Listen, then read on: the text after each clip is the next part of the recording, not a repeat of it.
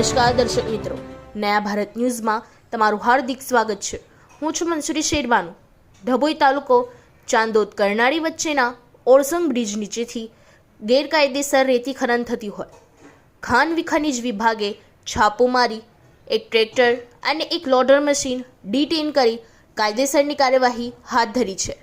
ચાંદોદ અને કરનાળી બંને તીર્થ ક્ષેત્રોનો વ્યવહાર સરળ બને તેવા શુભ હેતુથી દેશના તત્કાલીન નાણાપ્રધાન સ્વર્ગીય અરુણ જેટલીના સાંસદ આદર્શ ગામ યોજનાના અનુદાનમાંથી ઓરસંગ નદી ઉપર બ્રિજ નિર્માણ પામ્યો હતો, જે નગરજનો સહિત દૂર દૂરથી પધારતા યાત્રિકો શ્રદ્ધાળુઓ માટે તો આશીર્વાદરૂપ સાબિત થયો છે।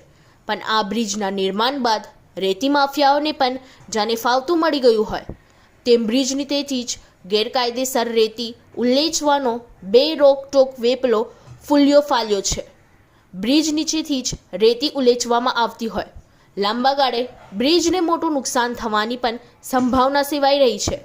ત્યારે આજ રોજ ખાન ખનીજ વિભાગે ઓરસંગ બ્રિજ નીચે ચાલતા ગેરકાયદેસર રેતી ખનન પર છાપો મારી એક ટ્રેક્ટર અને એક લોડર મશીન જપ્ત કરનારી આઉટપોસ્ટના હવાલે કરી ગેરકાયદેસરની કાર્યવાહી હાથ ધરી હતી।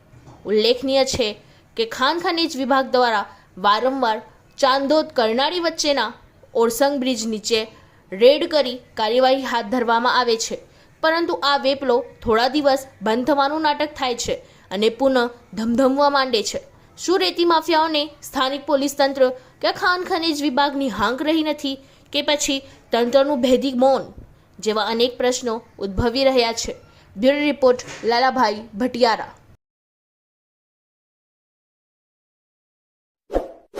इस वीडियो को लाइक करें, हमारे चैनल को सब्सक्राइब कर बेल आइकन जरूर प्रेस करें